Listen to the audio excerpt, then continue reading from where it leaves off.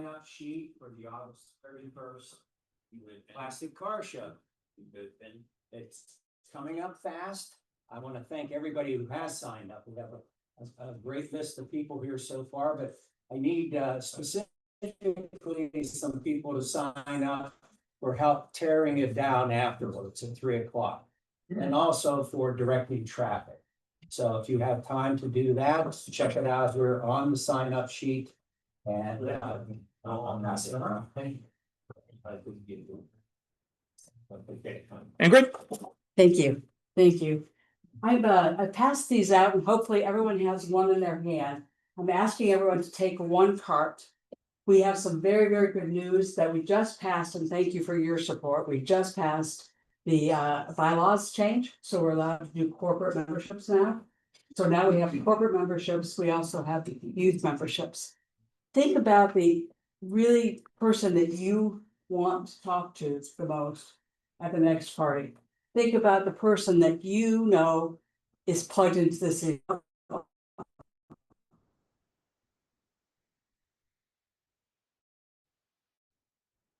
Think about the person that you've met and that you know that would be great for that Rotarian that we all want to be. And give that gift to other people, the gift of friendship and the gift of an opportunity to serve. I'm gonna ask each of you, take this one card, put your name and your cell phone number on the back of it. Hand it to somebody, make a commitment. By the end of September, you'll have perfect party and you'll bring a guest. You'll have the car show and you'll invite 2 people. Think about what we all do every day and how important it is and the friendships we've built. Give that gift to one other person. If not you, who? And if not now, when? Thank you, guys. Work on these. Thank you. Thank you, Ingrid. I did propose a special lawyers membership, which was roundly rejected by the board. So just so you know, the board is protecting the interests of the Dublin AM Rotary Club. Any other announcements? I'll just say, just kind of in supplement with our speaker today, I have some orange bags for the recycles that are, or for the plastics that are hard to recycle, and an information sheet. If you're interested, come see me after. So, thank you. Claudia and I use them. Great. We have some special guests one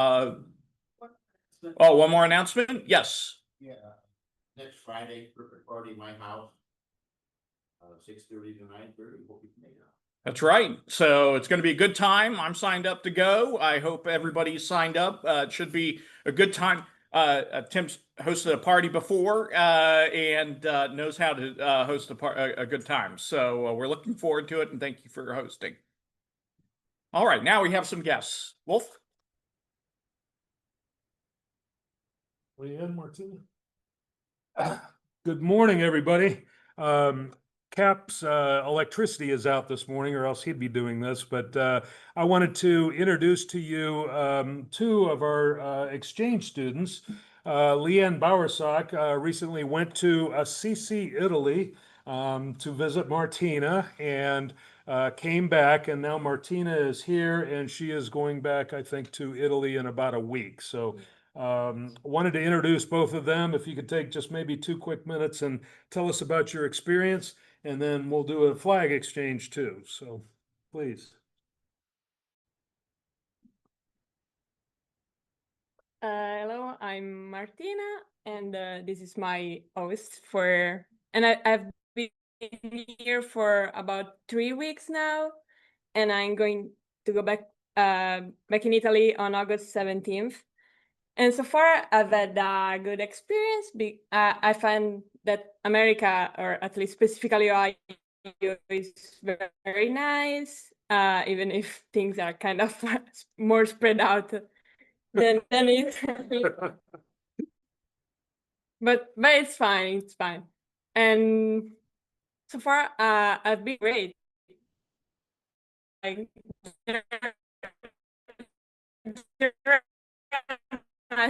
very nice family, some nice friends of her family, like extended family and stuff.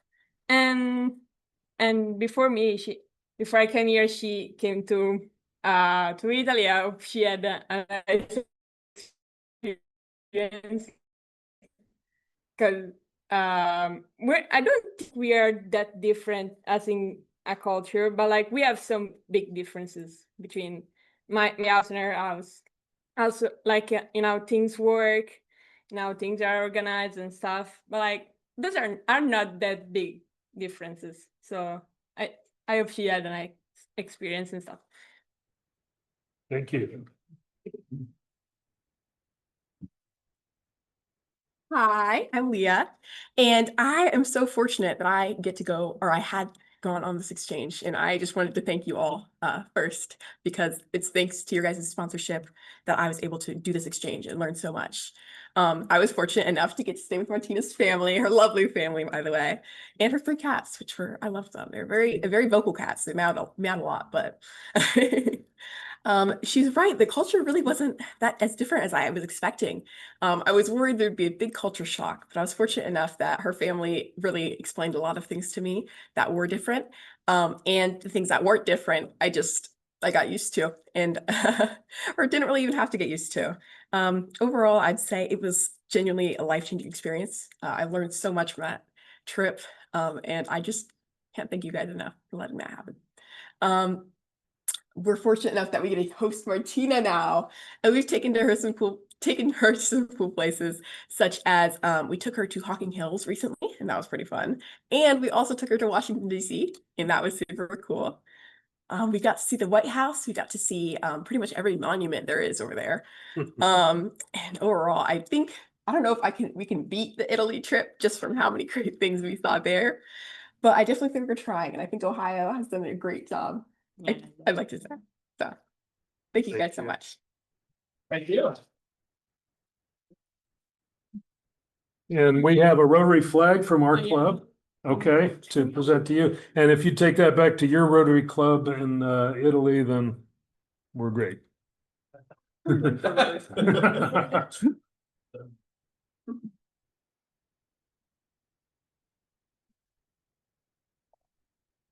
Wow. Here's the one from Assisi, which is the club that is sponsoring. Oh, very nice. That's the Instagram one. Thank you.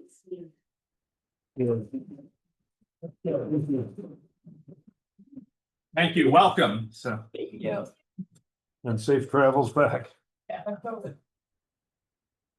Okay, we have a special component of our programming this morning in memory of our past president, dear member and friend, Jim Burness. Cindy, did you want to come up here? Or Claudia will do it? Okay. Well, it's a really sad time to have to say goodbye to people. I try to keep the memory of them in my heart, and I really, really try to keep the people that they love the most in my mind. Jim loved Sue the most, and Sue loved him too. So I thought it'd be nice if we shared some stories about Jim and Sue with her while she's here today, things that she can take back to Florida with her. And on those dismal days, even in Florida, the sun doesn't shine every day. On those dismal days, she can say, oh, remember when so-and-so said such and such and made me laugh. So let's make Sue filled with happiness and laugh today. Anybody? Yeah. Woof. I think I told the story a couple of weeks ago about Jim's love for hot sauce, so I won't repeat that story. But it's forever burned in my memory. Yes, it literally was, and even the horseradish. I think that was our first experience. Yeah, she got horseradish out, and I remember Sanan was at the table, and he literally jumped up, and I thought the top of his head was going to. His horseradish is so hot, I've never seen it. But I wanted to thank both of you for all your help on the Blarney Dash. That was a huge undertaking for this club. We had, for newer members, we had this huge tent, we had 5 bands, we had a kiddie area, we had all these different speakers and people involved in the effort. And it literally took every single member of the club to pull this off. And in infamy, it has the, I guess, the memory of being our biggest fundraiser and also our lowest fundraiser. We actually lost money one year, so that's why we don't do it anymore. But I think we raised over $30,000 one year, so it was very weather dependent, on St. Patrick's Day. So thank you both. We could not have pulled that off without both of you guys, along with all, so. Next.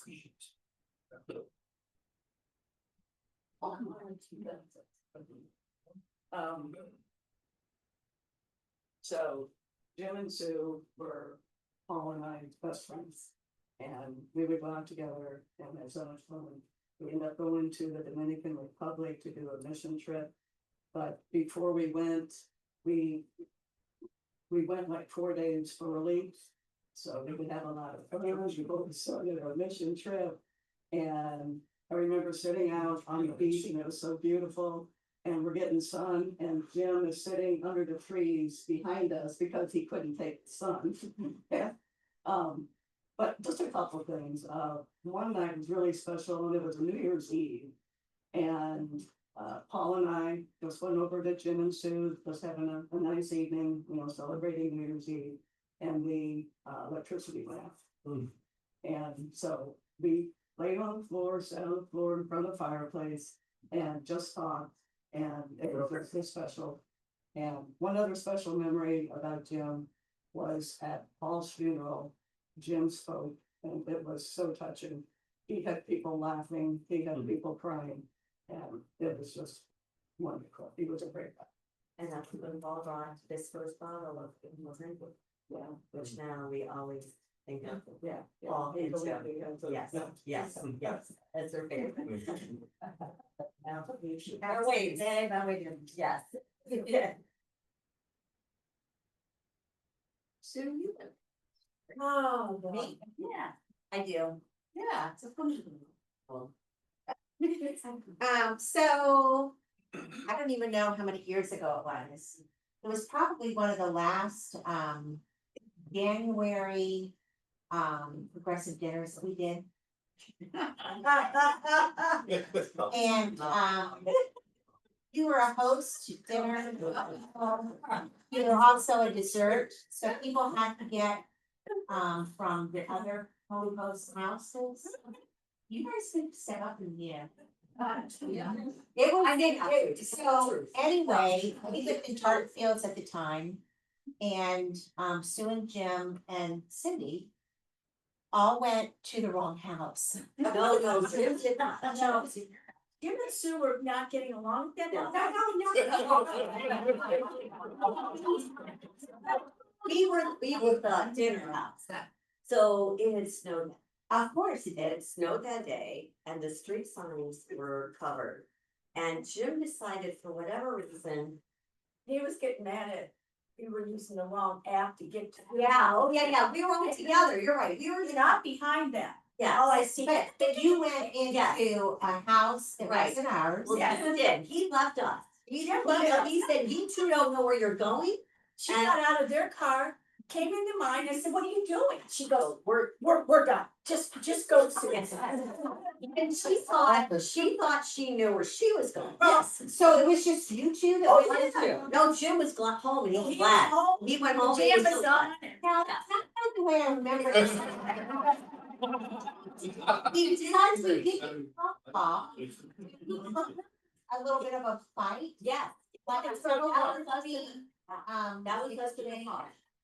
And then you guys get there and I mean, everybody stands in the kitchen, right? Right. So it's all on speaker and trying to get you directions Right. to get, but they went into a house that was neighbors. Yeah. And they were all downstairs and, The teenagers were upstairs. And they were all dressed in Well, they fancy clothes. They were, yes, it was like an Indian Yeah. family. Yes. And I said to Cindy just doesn't look like Susan. She's pointing things out. She's like, I'm like, they don't remember Susan's house looking, and they're all staring at me. Went into the kitchen. Yeah. She's missing out. She's like, they don't have our, we don't eat. Cindy, this is not Susan. She's. Yeah. Yeah. So then they offered to go downstairs and get the adults, and I said, no, that's okay, Cindy, we're leaving. Got our boots back on, and we were like this, and we were dying, and the fact that then we ended up at your house, and yes, we all told that story. It was hilarious. Jim was so glad that he wasn't with us. Well, we each were killing each other. There were. Anyway, it was memories and now it's obviously. Oh, yeah, no, they were, I was behind her, and all I see, and all of a sudden she's out of the car. Yeah. Jim called me the next day and said, so, see, you guys didn't have very good luck without me. And I said, yeah, it was hilarious. And then we're gonna eat that one. I'm not gonna try to top that, but. Of course, about a month ago or so, we had a little, same as Wolf, and I don't wanna repeat myself, but I just remember the leadership that Jim brought to this club. With his experience as a Rotarian before, and what he and Sue brought to the board and brought to this club, period. You know, just left an impression on all of us, and I have to say that my first sip of limoncello was Jim's homemade brew, and I did avoid the hot sauce. I like hot, but not that hot. But Jim, there was no limit to what he could stand, I suppose. Sue, you would know after all these years. Yeah, but just the good memories of him being part of our club and leading our club, and the efforts he did in, you know, when they did the hand thing and all those projects that he headed up, an example for all of us. And we're all gonna, we already missed you, and now we're gonna even miss him more. So thank you.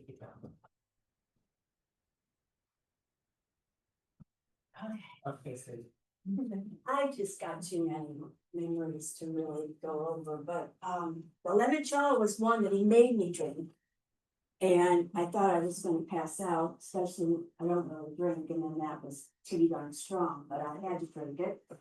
He and I would share bacon plates many times when we would go out for breakfast, or I would go there, such as in Florida, when I visited them in their home. And all I can just know when I walked out, they were the happiest I think I've seen. And Jim loved being in Florida, loved the house. We had dinner about 3 weeks before he passed. And I asked him, I said, so would you ever move back to Ohio, Columbus, whatever? He says, not in your life. So he said, Sue might move back, but I'm staying here. He gave the lights on for me. Yeah. But I do remember when you guys first, when Jim first joined, he had joined first. We were going to the Dublin Parade, and I was marshalling, and I was over towards the at the end of the parade, and I really didn't know Jim that well. And he came up, he goes, do you need a ride? And I said, oh, that would be great. So he was taking me back to the car, and he was going so fast, I almost fell off. And I remember him going, well, hold on. And I'm like, who is this guy? I hardly even know him. He told me to hold on. But I mean, and I thought, gee, aren't there police around here? Don't you want to slow down? He didn't want to slow down. So, I mean, there's just too many memories that I have for Jim and Sue. And I miss him terribly. And I miss you not being here. So, yeah.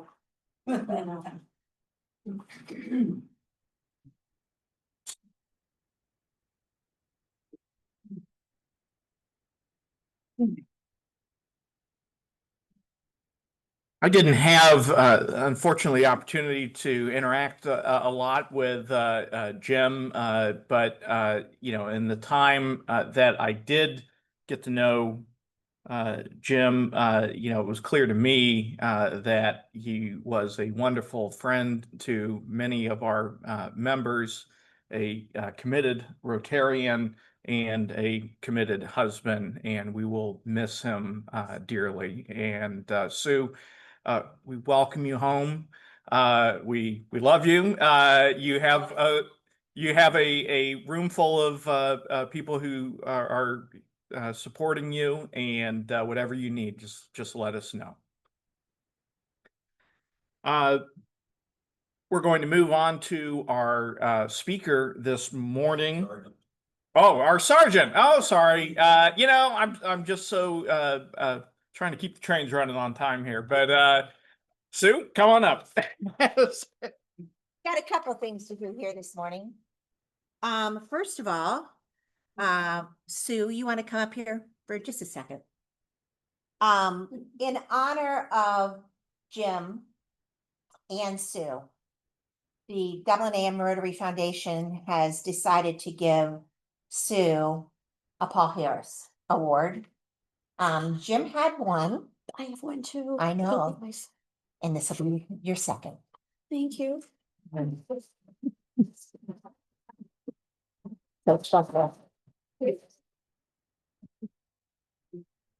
Yep. Yeah, thank you. He joined this club, I think, as soon as we moved here. In 96, yeah, we moved here in 95, but 96, to the house down the street on Memorial. And I know this club was probably the most important thing in his life besides us and the people that we met together, which is why I joined the club at some point. He was, in the club long before I did. And I remember my girls, my youngest daughter, Mackenzie, was just getting into high school. And she was like, this is a good time for you to join. And the girls said, Mom, what are you doing? This is Dad's thing.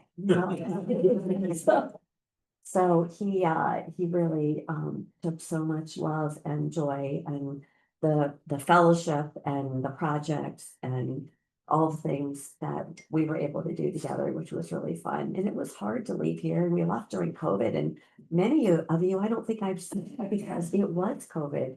So it's beautiful to be able to see you and be here. I feel the love and the support. I just wish Jim was here with me. We had wanted to come to a meeting in May, the week after Mackenzie got married. We were here that week after, but they had grandparents stay at her school at CSG is where she goes to school. So we had to do that, which I'm very thankful we did. But I want to just tell all of you, I love you so much and thank you so much. And just, keep his memory alive. Just keep telling those stories. So that's how we keep his memory alive. Thank you. Yeah. So today, because we're celebrating Jim, we're celebrating life. I just want to do happy bucks. Anybody have a happy buck that they would like to share? Steve. My 6-year-old grandson's coming to Camp Ohio tomorrow. That's great. Right. I have a happy buck. So this is my son's senior year, and the twins are gonna be freshmen. And for the first time, I'm gonna have my husband on the field with both my boys. That's great. So can I ask, Ron, maybe would you mind collecting the dollars for me? The basket's right behind. I forgot to bring it up here if you don't mind. Yes. Do my happy buck? Of course you can. Here it goes. We learned that our daughter Michelle, who some of you know, is with child, a boy. So that'll be coming in February. So that's Congratulations. Awesome. Jim? I have one. Today we're celebrating Gail's 86th birthday. Whoa. And officially, I married an older lady. She's officially now 2 years older for me. Wow. For 2 months. Congratulations. All right, and I have a happy buck. It's actually gonna be a half $50. Because we're celebrating August to be our 50th wedding anniversary day now. So I know I got married at 10, but anyway, it's August 23rd, but we went last week to Torch Lake. and made lots of memories and absolutely loved it. So it's Fit Week today. Okay. I'm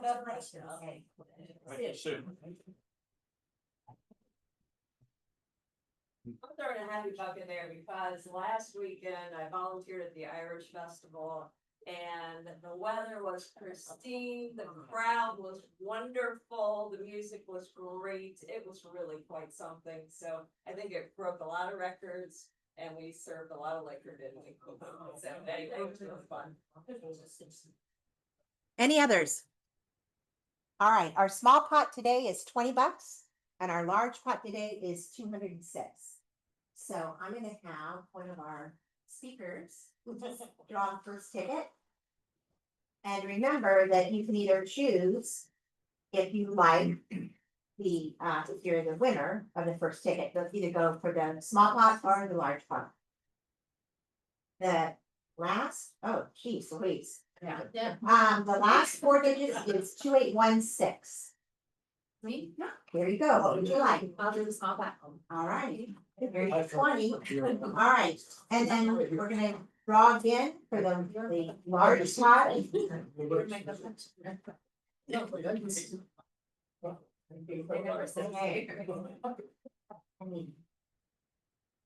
All right, large pot.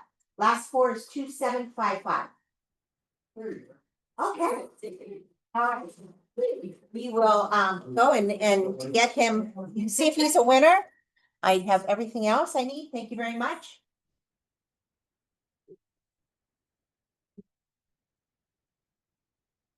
Thank you, Sue. So I meticulously put together a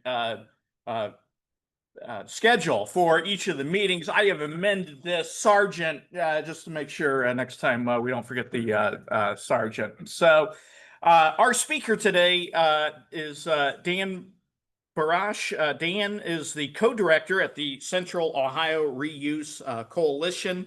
He's going to present on the single-use plastic crisis. Is reuse the answer? Dan is, again, a co-director, and the Central Ohio Reuse Coalition is a member of the the Worthington Partnership Board, and leads sustainability projects at the Worthington Farmers Market, where he has volunteered for 15 years. Dan has been exploring reuse as a solution to the single-use plastic crisis for the past 2 years and has secured funding from the City of Columbus, SWACO, and others to implement reuse solutions in Central Ohio. Most recently, Dan has been involved in launching a borrow-based reusable coffee cup network that is now in 10 locations around Columbus. Dan has over 30 years experience as an IT project manager and lives in Worthington. Welcome, Dan. Thank you. Cool. Thank you. Thank you, Peter.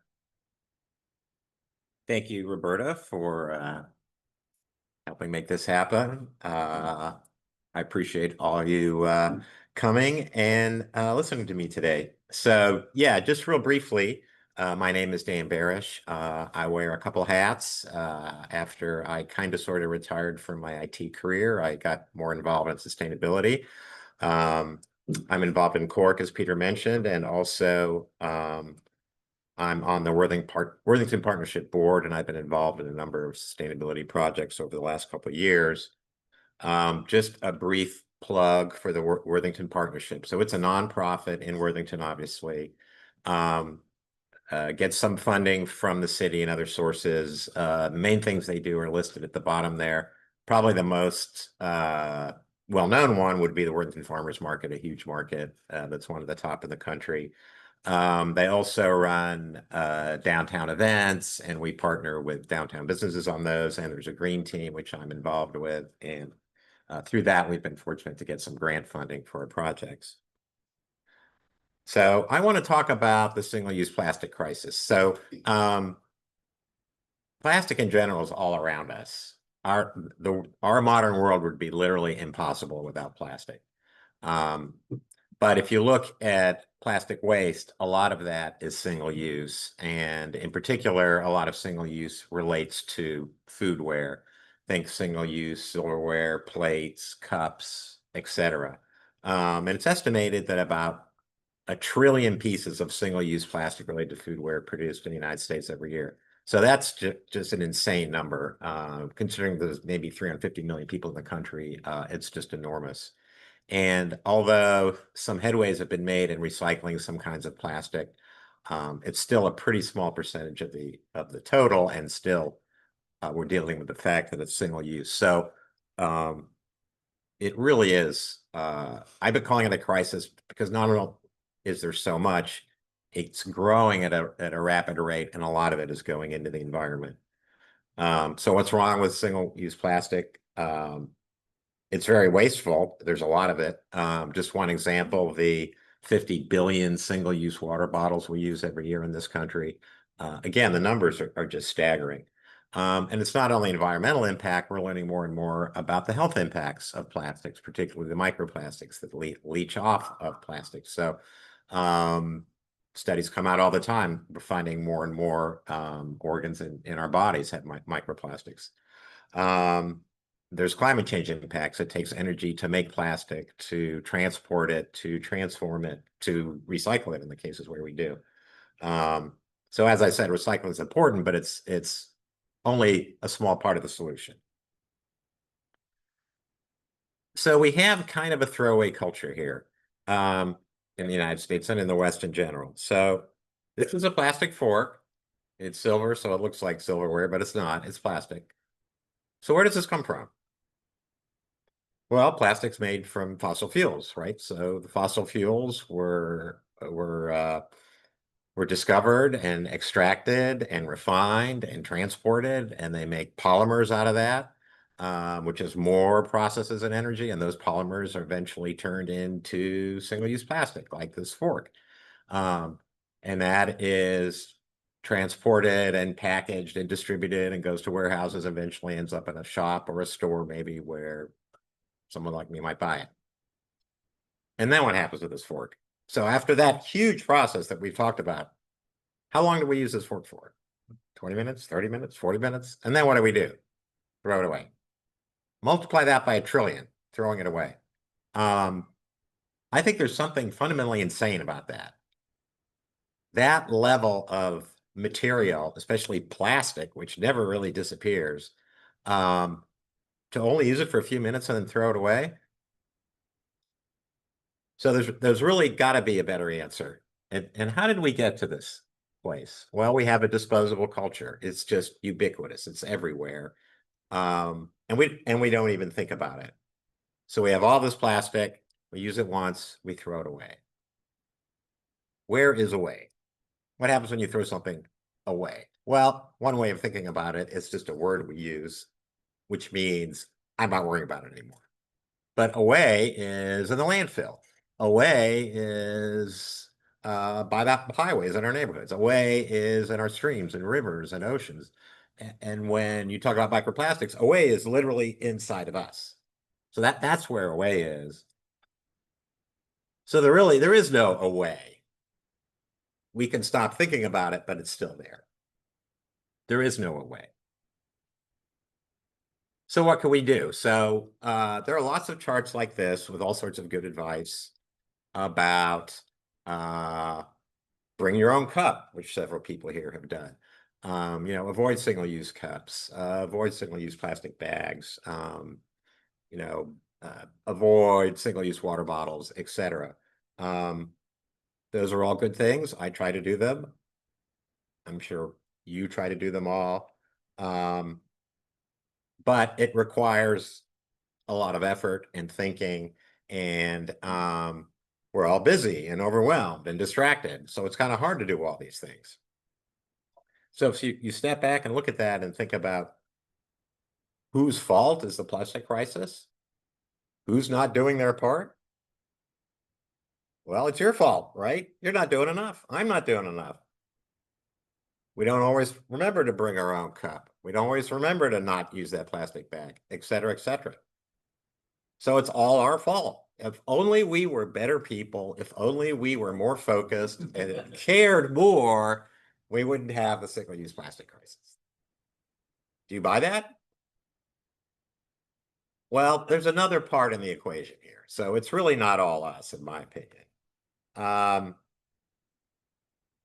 So this is a list of the major manufacturers of polymers that go into making single-use plastic. So there's some big companies on here you've heard of, like Exxon and Dow, a lot of Chinese companies, some South American ones.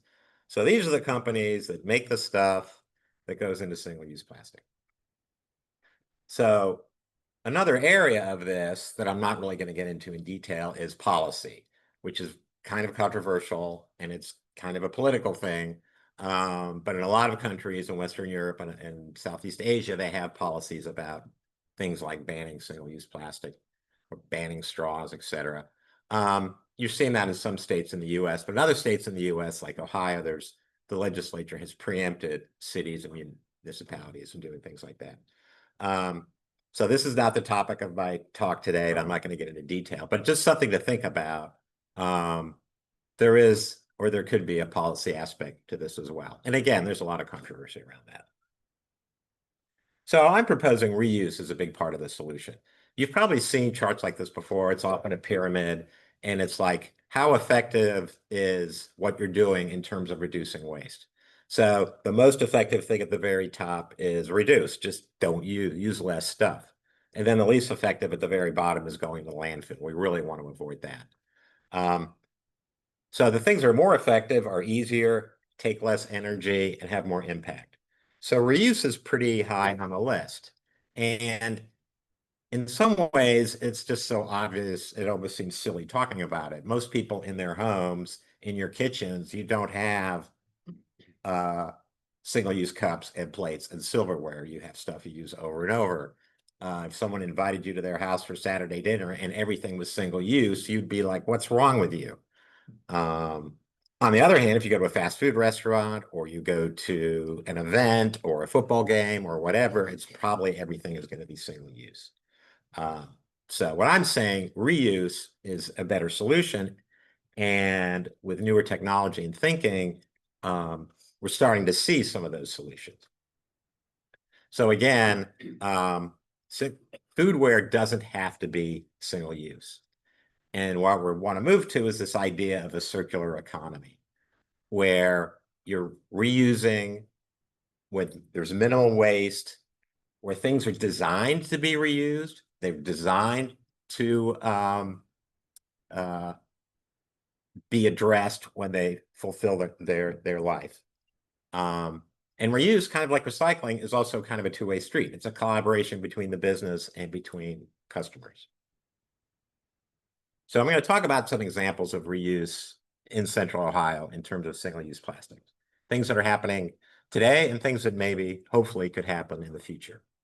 So you might not think as a farmer's market as a hotbed of reuse and sustainability, but actually, we did a study at the Worthington Farmers Market. There's about 100 vendors, and almost a quarter take back and reuse at least some of their containers. So a lot of those are like glass jars and bottles, but of course there's things like egg cartons and others. And of course they all have to follow the Ohio Department of Agriculture, sanitary rules to do that. But when we talk to these companies, a lot of them, it's they may even give $1 back or $1 off if someone brings their glass container back. And from their perspective, they're probably breaking even, maybe saving a little bit, so that's good. They have a reputational benefit that their customers care about companies that care about their environmental footprint. And we also learned that when a business reuses their containers, that means customers are coming back. They're coming back when they return it. So that's another opportunity to make a sale. That's another opportunity to tell them about new products that you have. So a lot of these businesses really see that this reuse concept as core to making a successful business and reaching out to their customers. Another example is at OSU dining halls. Some of the dining halls have these borrow-based reusable containers for carryout from some of the dining halls. And so you can see they're intentionally kind of ugly because they want the students to bring them back. And that on the right there. So they have an app on their phone that they use when you borrow it. You scan a QR code or a different kind of barcode. So the app knows how many containers you have as a student you have borrowed, and then it tells you when you need to return them. And people will get charged if they don't return them on time. So I'm old enough that when I was in college, if you borrowed a library book and didn't return it, you might not graduate. So I think the modern equivalent at college is your reusable container. You got to bring that back. Now, this is a little easier to do in a college or university environment than just in the public, because the students they all have a meal plan. They know who they are. So it's a little easier to incentivize them to bring those containers back. But this is going on today at the OSU campus, and they have they converted a kitchen in one of the high rises, in the basement of one of the high rises, to be a washing facility. So that's how they clean all these containers and then distribute them back. So this is a project very near and dear to me.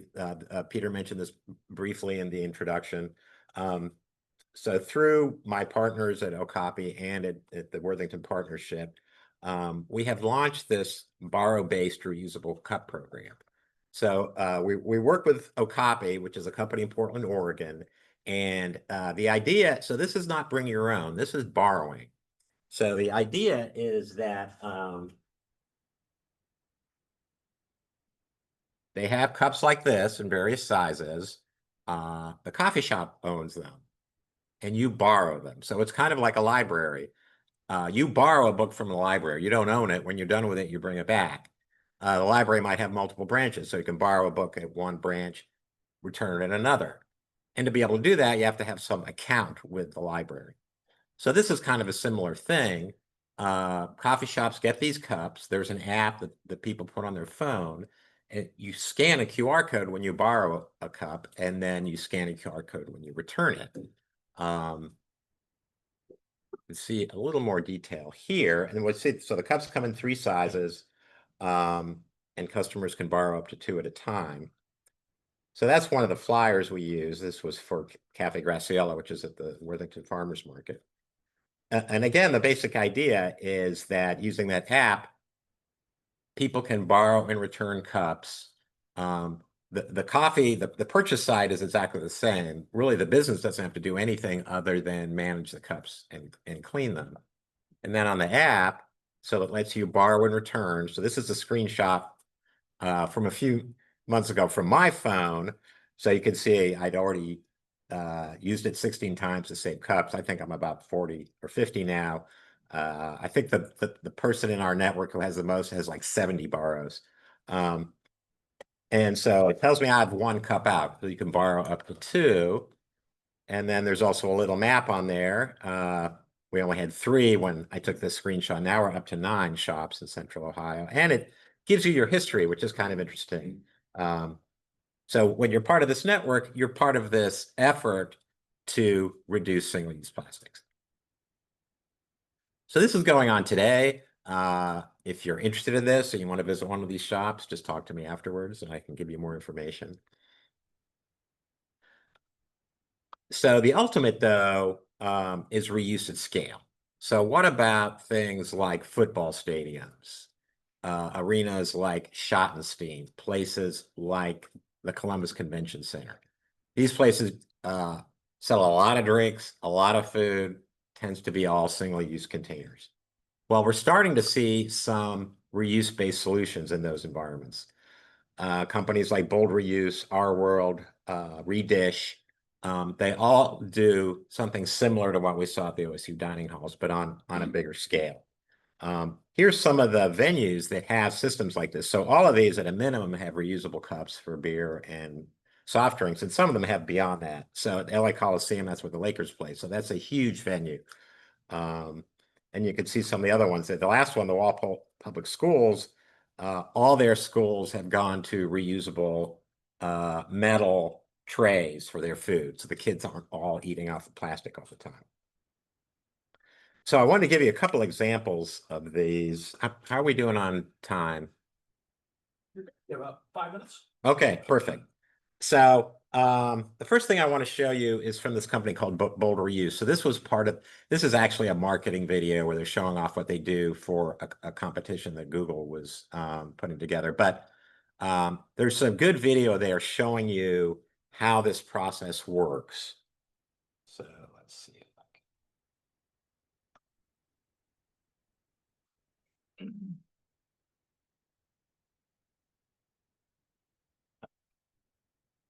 Volume.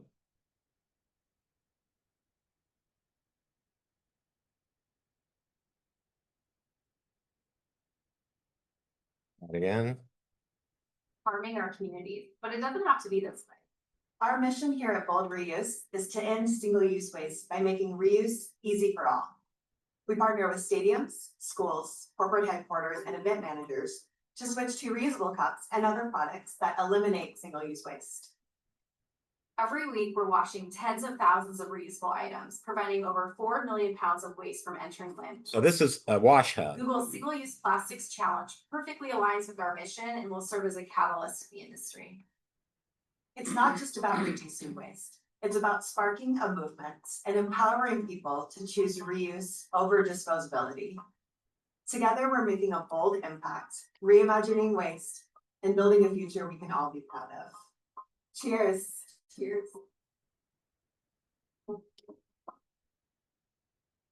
So part of that, they have that wash hub.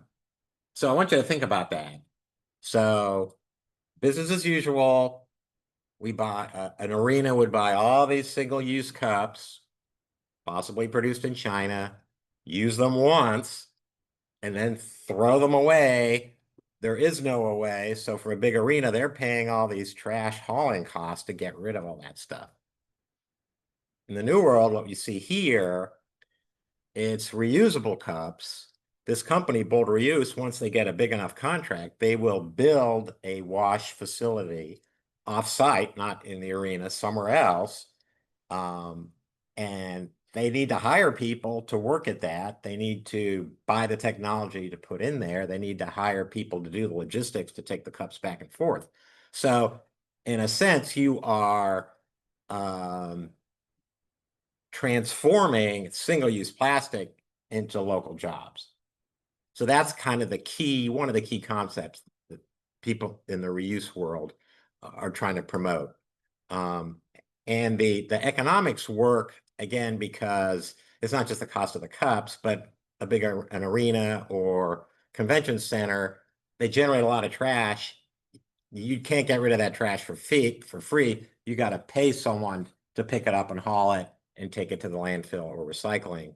Swaco in Central Ohio, which runs the landfill, they're self-funded because they charge people to bring stuff to the landfill, and that's how they can do these innovative grants. So I wanted to give you one other example before I stop. Okay.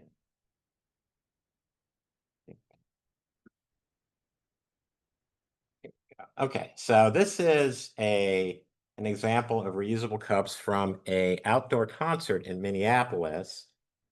And I'd like you to pay close attention to who's serving the drinks. This is a news story.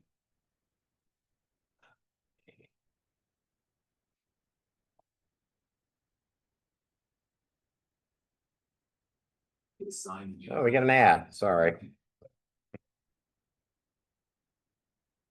In University of Phoenix, you can earn your competency-based master's degree for under $11K in less than a year. Not my intent. University of Phoenix. So an ideal night last night for a summer concert on the shores of Lake Minnetonka. Thousands of people all packed Excelsior Commons to hear the Beer Daddies. But as our Tom Hauser reports, they left behind very little garbage thanks to a new way of serving beverages.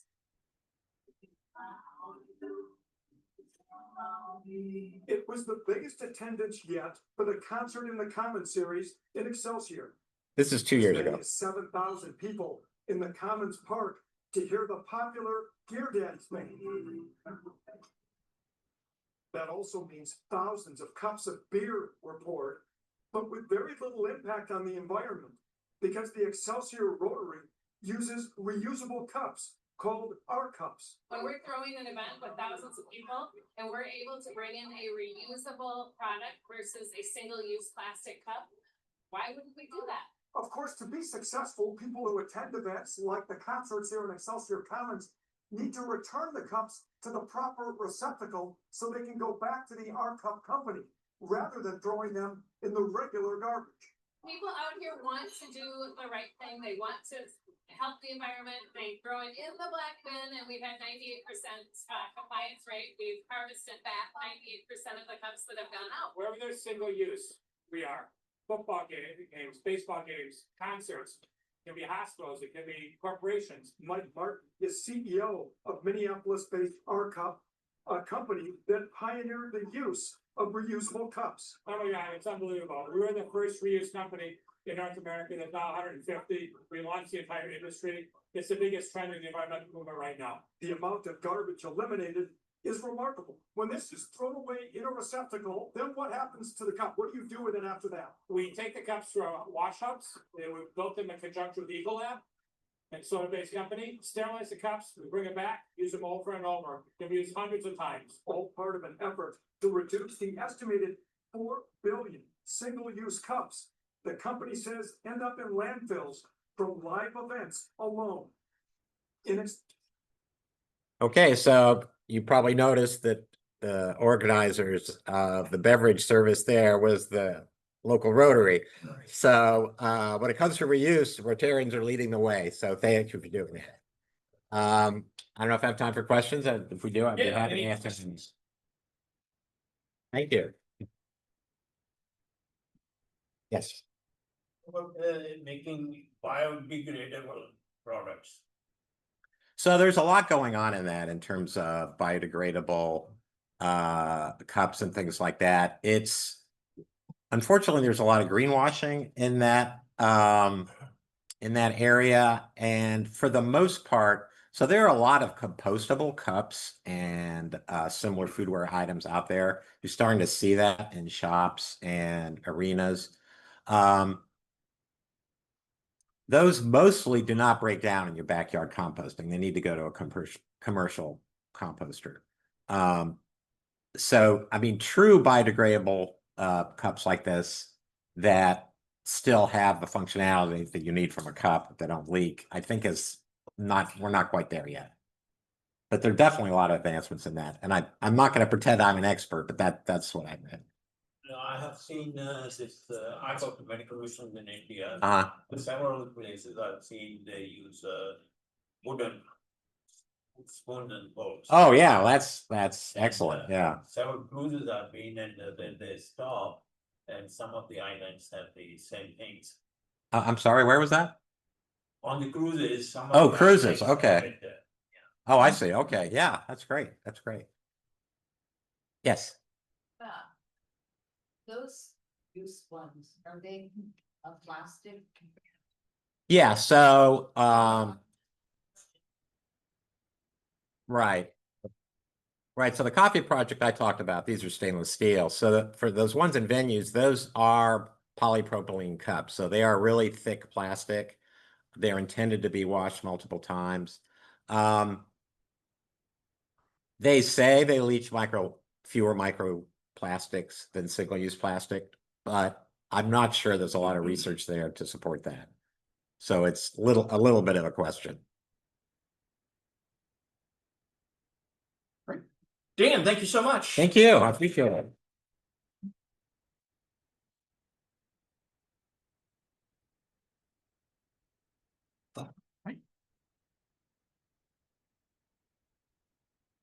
Thank you. So next meeting is August 15th, right here at 7:45 a.m. We'll have Kenneth Wilson, the county administrator for Franklin County, all of Franklin County coming here to speak. I'll leave you with our quote of the day. The human race is challenged more than ever before to demonstrate our mastery, not over nature, but of ourselves. That's Rachel Carson. Have a great weekend, everybody.